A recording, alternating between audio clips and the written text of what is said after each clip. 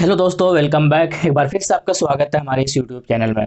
आइए दोस्तों, कुछ लोगों का सवाल, कुछ लोगों का कमेंट्स, कुछ लोगों के दिमाग में बहुत सारी चीज़ें चल रही है। कुछ लोगों का ये सवाल कि डॉक्टर तारा श्वेता को टिकट क्यों नहीं दिया जा रहा है। कुछ लोगों का ये सवाल कोचाधाम से इस बार किसको टिकट मिलेगा, क्या एआईएम अपना उम्मीदवार वहाँ नहीं उतारा जाएगा। कुछ लोगों का ये सवाल कि बांका के अंदर क्यों नहीं पहली लिस्ट में नाम है। और कुछ लोगों का ये सवाल किशनगंज के अंदर जीते हुए कमरुद्दीन साहब का नाम क्यों नहीं है। कोई क्यों नहीं, उनको क्या वहाँ से वो किशनगंज से उनको नहीं उतारा जाएगा। तो ये बहुत सारा ढेर सारा सवाल है। और ये सवाल तब निकल कर आ रहा है, तब रेज होकर आ रहा है जबकि पहली लिस्ट जारी किया। और उन पहली लिस्ट में ये सारा जो नाम है, ये सारा जो विधानसभा है, यानी कुल मिलाकर 32 विधानसभा था और बिहार के अंदर 243 विधानसभा है। तो यानी कि सारा का सारा तो 32 में आ नहीं सकते। तो यानी कि वो पहली लिस्ट था, तो जिसको देखकर बहुत से लोग के दिमाग में चल रहा है कि सिर्फ 32 सीटों पर ही जो चुनाव है वो एमआईएम लड़ेगी, इसके अलावा वहां पर अदर सीटों पर नहीं लड़ेगी। और उन 32 सीटों के अंदर बहुत सारी विधानसभा नहीं है, उसमें से जीता हुआ कैंडिडेट जो जो किशनगंज के कमरुद्दीन साहब, उनका भी नाम नहीं है। तो ये सारे सवालों का जवाब भी हम लोग ढूंढने की कोशिश करेंगे। और दूसरी बात ये बताएंगे कि लगभग मैक्सिमम सीटों पर चुनाव लड़ेगी, एक बात बिल्कुल तय है। और इसमें से 50 से भी ज्यादा जो है दलितों और दूसरे कास्ट के लोगों को टिकट दिया जाएगा, ये बात भी कंफर्म हो चुकी है। यानी कि वो लोग जो कहते थे कि ये सिर्फ मुसलमानों की पार्टी है, ये सिर्फ एक खास समुदाय की पार्टी है, उसके मुंह पर एक जोरदार तमाचा सा है कि भाई अगर मुसलमानों की पार्टी होती तो 50 से भी लगभग 80 के आसपास जो है वो मुसलमान से अलावा मुसलमान के बाहर यानी दूसरे भाई को टिकट दिया जा रहा है, जैसे दलित समुदाय, आदिवासी वगैरह वगैरह को। तो टिकट उनको देते अगर वो मुसलमानों की पार्टी तक महदूद होती। तो ये सारी चीजें बात करेंगे दूसरी लिस्ट का इतना लेट क्यों हो रहा है। तो जो नए हैं वो चैनल को जरूर सब्सक्राइब कर लें और वीडियो को लाइक भी करें, क्योंकि यहाँ पर हर छोटी से छोटी खबर जो है बिहार से रिलेटेड, बाकी उसके अलावा पूरे देश के अंदर एआईएम की जो खबरें हैं, उसके अलावा और भी इंपॉर्टेंट चीज़ें जो है यहाँ इस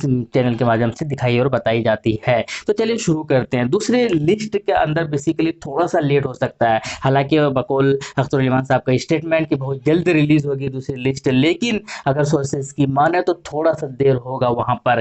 क्यों देर होगा, उसके पीछे बहुत सारे लॉजिक्स है। और ये भी इशारा किया है कि कुछ पार्टियों को जो है वो डायरेक्ट इन्विटेशन मिला है गठबंधन के लिए। अब वहां का क्या रिस्पॉन्स आता है, क्योंकि वो जो फर्स्ट लिस्ट जारी किया है उसमें से 32 जो विधानसभा है उसमें डायरेक्ट जो है कांग्रेस और आरजेडी को नुकसान होने वाला है। यानी कि ज्यादातर जो जीता हुआ लगभग 24-23 सीटें जो है वो आरजेडी और कांग्रेस का जीता हुआ कैंडिडेट है। यानी कि मुसलमानों की जो सारा वोट है इन्हीं दोनों को गया है। और इस 32 विधानसभा के अंदर अगर एआईएम कैंडिडेट उतारती है तो ज्यादा सबसे ज्यादा जो नुकसान होगा वो यानी कि महागठबंधन को ही होगा। यानी कि इसके पीछे जो लिस्ट जारी करने का पीछे जो अगर देखा जाए तो बहुत बड़ा इक्वेशन है, बहुत अच्छे, यानी कि मैं तो कहूँगा कि बेहतरीन वाली पॉलिटिक्स यहाँ पर इस बार कर रही है और करना भी चाहिए। शायद ये डराया धमकाया जा रहा है और कुछ लोगों को ये प्रपोजल भी रखा है कि अगर आप शामिल होना चाहें तो आप हमारे शामिल साथ हो सकते हैं, अदरवाइज आप प्रॉब्लम्स के लिए परेशान रहें, आप परेशानी उठाने के लिए तैयार रहें। तो इस चीज सारे चीजें हैं। दूसरी लिस्ट के बारे में बात करेंगे। दूसरी लिस्ट में जो जारी होने वाला है जितनी भी चीजें हैं, जैसे कोचाधाम विधानसभा है,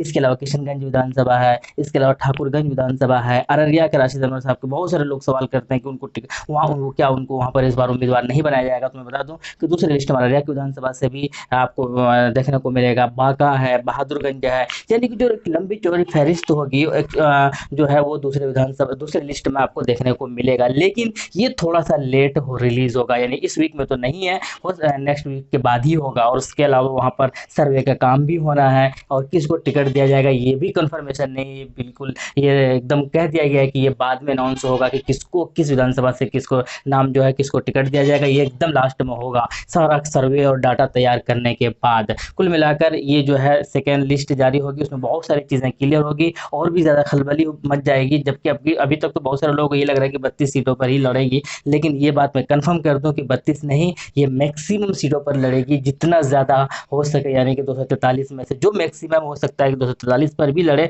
लेकिन ये बात इतना कंफर्म है कि दो सारी सीटों पर जो है यानी कि मैक्सिमम सीटों पर जो है एआईएम बिहार के अंदर चुनाव लड़ेगी। और दूसरे लिस्ट के अंदर ये सारे नामों का चर्चा होगा, यानी कि डॉक्टर तारा श्वेता का विधानसभा भी आ जाएगा, डॉक्टर कमरुल हुदा साहब का भी आ जाएगा और अख्तरुल इमान साहब का विधानसभा का भी आ जाएगा। यानी कि सारे जो बड़े बड़े विधानसभा जो बचा हुआ है, जो मेन है, जो जहाँ से जो जीत का एक खुशबू आ रही है, वो सारे जो है दूसरे लिस्ट के अंदर शामिल और इंक्लूड कर दिया जाएगा। इसीलिए घबराने वाली बात नहीं है, टेंशन लेने वाली बात नहीं है। और मैं एक बात ये भी बता दूं क्लियर करके कि इस बार जो है बहुत कुछ रिकॉर्ड बनेगा, बहुत कुछ अलग होने वाला है, क्योंकि इस बार जो है कि कुछ अलग तरीके की इक्वेशन बन रही है। बहुत सारे लोगों से बातें भी सुनने को मिल रहा होगा, और सोशल मीडिया पे इतना ज़्यादा धमाल मच रहा है, इसका मतलब भाई कुछ तो है इस बार, जो कुछ तो होने वाला है, इसीलिए शायद इतना धमाल भी मच रहा है। उम्मीद है आप क्या कहते हैं, क्या आप देखना पसंद करेंगे कि एक बार ज़ोरदार धमाका हो, ज़ोरदार धमाल हो इस पार्टी की बिहार के अंदर, क्योंकि ज़रूरत है एक अच्छे इंसानों की,